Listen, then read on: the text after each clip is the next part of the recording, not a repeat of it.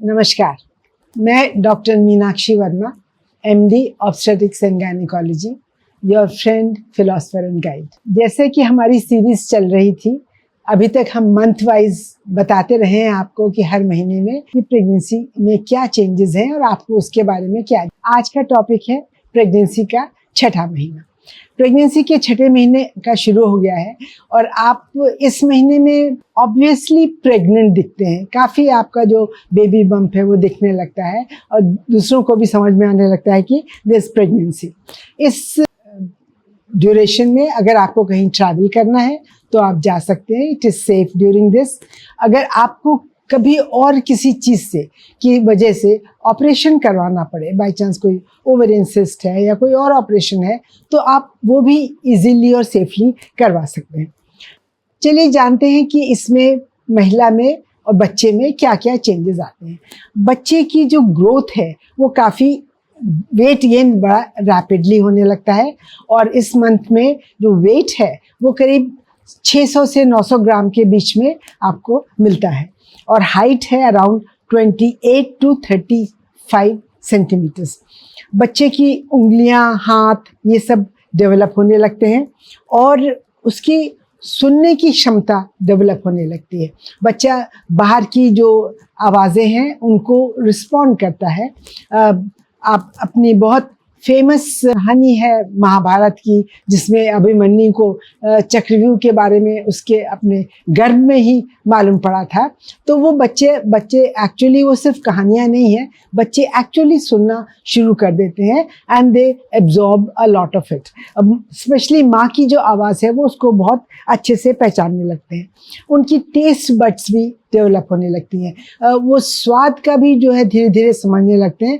अगर कोई महिला मान लीजिए बहुत ही स्ट्रॉन्ग एरोमेटिक कंपाउंड्स जैसे लहसुन है, गार्लिक को अगर कंज्यूम करते हैं तो जो उनका एमनियोटिक फ्लूइड है जिसके अंदर बच्चा घूमता है वो भी उन एरोमेटिक कंपाउंड्स को एब्जॉर्ब करता है और बच्चे की टेस्ट बड्स जो है उसको भी स्वाद उसका लेने लगती हैं। इसलिए बहुत इस पर रिसर्च तो नहीं हुई है अभी, लेकिन ये देखा गया है कि बच्चे अक्सर वो चीज़ें खाना पसंद करते हैं जो उनकी मदर्स ने गर्भधारण के दौरान में ज़्यादा पसंद से खाया था। बच्चे की स्किन का कलर भी चेंज होने लगता है और बच्चे का brain development is one thing which continuously keeps happening. वो बराबर हर महीने में उसका डेवलपमेंट मोर एंड मोर होता चला जाता है। अब जानते हैं कि माँ में ये बदलाव है कि बेबी बम्प जैसे मैंने बताया कि बड़ा हो जाता है।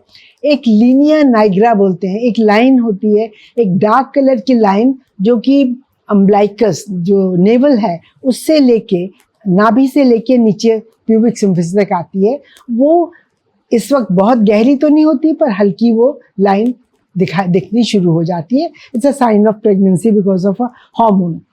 Stretch marks they also start developing. Stretch marks क्यों डेवलप होते हैं? जब बच्चा बढ़ता है तो जो पेट की स्किन है वो स्ट्रेच होती है और उसकी जो स्ट्रेच मार्क्स पड़ेंगे या नहीं पड़ेंगे इस पे डिपेंड करता है काफ़ी कुछ कि आपकी स्किन की हेल्थ क्या है और आपकी जेनेटिक्स क्या है। जो स्किन हेल्थ है उससे ये डिपेंड करता है कि आपका जो कोलेजन टिश्यू है वो कितना है। अगर कोलेजन टिश्यू कम है तो उसका फटना ज़्यादा होता है and that collagen tissue is replaced by a tissue which we call as fibroblast और वो वाइट कलर का होता है, उससे वाइट धारियाँ पड़ती रहती हैं। इसको तो नहीं सकते एकदम, जैसा आपका जेनेटिकली डिटर्मिन्ड है वो तो रहता ही है, लेकिन अगर स्किन ड्राई रहे तो महिला उसको बार बार इचिंग करती है, उससे ज़्यादा स्ट्रेच मार्क्स बढ़ते हैं। तो आपको ये चाहिए कि ऑल थ्रू प्रेगनेंसी इसको बिल्कुल आप एक मॉइस्चराइज करके स्किन को। एक और चीज़ है निपल प्रिपरेशन।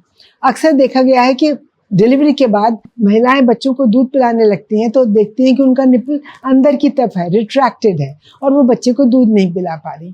तो उसके लिए एक ये, और या फिर उनके बार बार क्रैक्स डेवलप हो रहे हैं, तो उसके लिए एक बहुत इम्पॉर्टेंट चीज़ है what we call as a nipple preparation all through pregnancy, और कम से कम 6 मंथ्स ऑनवर्ड्स तो ये होनी ही चाहिए। इसमें किसी भी क्रीम या ऑयल से निपल की मसाज होनी चाहिए जिससे कि वो फर्म हो जाए, और अगर वो रिट्रैक्टेड हैं, अंदर की तरफ घुसे हुए हैं, तो उनको ऐसे मैनुअली खींच के मसाज करना चाहिए जिससे कि वो इवर्ट हो जाए, और जब बच्चा पैदा हो तो उसको दूध पीने में कोई तकलीफ ना हो। महिला के भी कुछ स्किन चेंजेस आते हैं। आपने देखा होगा कुछ महिलाएं का फेस बहुत ग्लो करने लगता है, स्किन बहुत अच्छी ग्लो हो जाती है, और कुछ महिलाओं के फेस पे एक डार्क कलर के बटरफ्लाई पैचेस जैसे हो जाते हैं जिनको मिलाज्मा कहते हैं।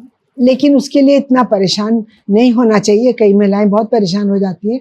वो धीरे धीरे प्रेगनेंसी जब ओवर हो जाती है तो उसके बाद 3-4 महीने में वो धीरे धीरे वो ख़त्म हो जाते हैं। और भी कुछ चीज़ें हैं जो 6 महीने के बाद धीरे धीरे डेवलप होने लगती हैं, जैसे कमर में दर्द काफ़ी होने लगता है। एक बच्चे की मदर की जो पोजीशन है, जब वो खड़ी होती है तो उसका सेंटर ऑफ ग्रेविटी आगे की तरफ बढ़ जाता है, तो there is a strain on the back muscles, इसलिए बैक मसल्स में पेन होना, पैरों में पेन होना, पैरों की मसल्स में क्रैम्प्स आना, या पैरों में स्वेलिंग आना, एसिडिटी बहुत ज़्यादा होना, हार्ट बर्न होना, चक्कर आना, पैरों में वेरिकोज वेन्स डेवलप होना, पाइल्स डेवलप हो जाना, या फिर जो एब्डोमेन की मसल्स होती हैं वो दूर दूर हो जाती हैं, जिनको हम डाइवेरिकेशन ऑफ रेक्टाई बोलते हैं, वैसी चीज़ भी हो जाती है। जैसे जैसे बच्चा बढ़ता है, महिला जब भी चलती फिरती है, काम करती है ज़्यादा,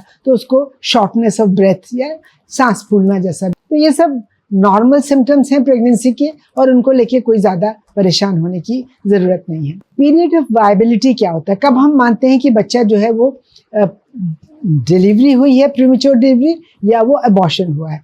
अलग अलग जगह अलग अलग स्टैंडर्ड्स हैं। WHO के हिसाब से 22 वीक्स है, अमेरिकन एसोसिएशन के हिसाब से ये 24 वीक्स है, लेकिन हमारे यहाँ इंडियन गवर्नमेंट है या पीडियाट्रिक एसोसिएशन है, उसके हिसाब से इट इज़ 28 वीक्स। अगर बच्चा 28 वीक्स से पहले आ जाता है तो उसको हम अबॉर्शन मानते हैं, लेट सेकेंड ट्राइमेस्टर अबॉर्शन, या 28 वीक्स के बाद होता है तो उसको हम प्रीमेच्योर डिलीवरी मानते हैं। इसमें टेस्ट क्या होने चाहिए, किस तरह के टेस्ट हमको करवाने चाहिए? अगर 19 से 20 वीक्स के बीच में अगर उनका आप महिला का जो टेस्ट होना चाहिए, एक जिसको हम कहते हैं एनॉमली स्कैन, वो नहीं हुआ है तो अभी एनॉमली स्कैन होना चाहिए। अदरवाइज एनॉमली स्कैन की ज़रूरत नहीं है, वो आप बाद में से अराउंड एक ग्रोथ स्कैन जैसा है, अगर हमने एग्जामिन किया, देखा उसमें ग्रोथ कम लग रही है या पानी कम लग रहा है, तो एक ग्रोथ स्कैन करवा लेते हैं। ब्लड टेस्ट करवा लेते हैं हम लोग, हीमोग्लोबिन है, शुगर का टेस्ट है। Around 24 weeks there is a test called modified GGT, इसमें हम 3 बार ब्लड शुगर टेस्ट करते हैं। एक बार फास्टिंग करते हैं, फिर पेशेंट को 75 ग्राम्स ग्लूकोज देते हैं, उसके बाद 1 घंटे पे फिर टेस्ट करते हैं शुगर का। उससे ये मालूम पड़ जाता है कि इस महिला को आगे डायबिटीज़ डेवलप होने का चांस तो नहीं है, कहीं ऐसा नहीं। यूरिन एग्जामिनेशन भी हो जाना चाहिए। डाइट कैसी होनी चाहिए? इस ऑलमोस्ट सभी मंथ्स में स्पाइसी ऑयली फूड को एकदम अवॉइड करना चाहिए। Diet should be protein rich diet. जो वेजिटेरियंस हैं उनके लिए मिल्क एंड मिल्क प्रोडक्ट्स हैं, और ज़्यादा दालें हैं, साबुत दालें हैं, चने हैं, ये सब चीज़ें ज़्यादा लेनी है, पनीर है। और जो नॉन वेजिटेरियन लोग हैं उनके लिए एग्स हैं, फिश है, चिकन है, सब कुछ है। Seasonal fruits and vegetables very important, lot of plenty of fluids is very important. And जो खाना है वो बाहर ना खाएं, जहाँ तक हो सके बाहर का खाना अवॉइड करें, घर का ही अच्छा स्वादिष्ट और पौष्टिक भोजन खाएं, और स्मॉल फ्रीक्वेंट मील्स में एक साथ ज़्यादा खाना खाने की बजाय ना कई दफ़े। क्या सावधानियाँ आपको बरतनी चाहिए? इसमें आपका फ्लूइड इंटेक बहुत अच्छा होना चाहिए। डाइट का मैंने आपको बताया कि बहुत न्यूट्रिशियस डाइट होनी चाहिए। एक्सरसाइज, रेगुलर एक्सरसाइज, वॉकिंग है, योगा है, स्ट्रेचिंग एक्सरसाइजेज हैं, ब्रीदिंग एक्सरसाइजेज हैं, ये रेगुलरली करनी चाहिए। आपको बहुत भाग दौड़, बहुत ज़्यादा फिजिकल एक्सर्शन अवॉइड करना चाहिए। अगर आप खड़े हैं तो या बैठे हैं एक पोजीशन में, तो you should keep changing your position after 1 to 1.5 hours, जिससे कि आपका सर्कुलेशन जो है वो बहुत अच्छी तरह बना रहे। अच्छी हॉबीज़ रखिए जिससे कि आपका स्ट्रेस कम से कम रहे, और अपने बच्चे को स्टोरी सुनाइए, बच्चे को म्यूज़िक सुनाइए तरह तरह का, जिससे कि वो उसी एज से ही उसका एक टेस्ट डेवलप होने लगता है म्यूज़िक की। कॉफ़ी, टी ज़्यादा बिल्कुल नहीं लेना, एक आध कप लेने में कोई नुकसान नहीं है। और स्मोकिंग और ड्रिंकिंग तो absolutely banned, is not there. कोई भी मेडिसिन अगर आप ले रहे हैं किसी भी वजह से, तो आपको अपने गायनेकोलॉजिस्ट को कंसल्ट करना पड़ेगा कि ये मेडिसिन हमें लेनी चाहिए या नहीं, और किस डोज में लेनी चाहिए। अगर आप ये सब उनका ध्यान रखेंगे तो आपकी प्रेगनेंसी का महीना बहुत अच्छी तरह निकल जाएगा। आशा है आपको ये वीडियो अच्छा लगा होगा। अगली बार फिर मिलेंगे 7वें महीने की प्रेगनेंसी के बारे में बात करें। धन्यवाद।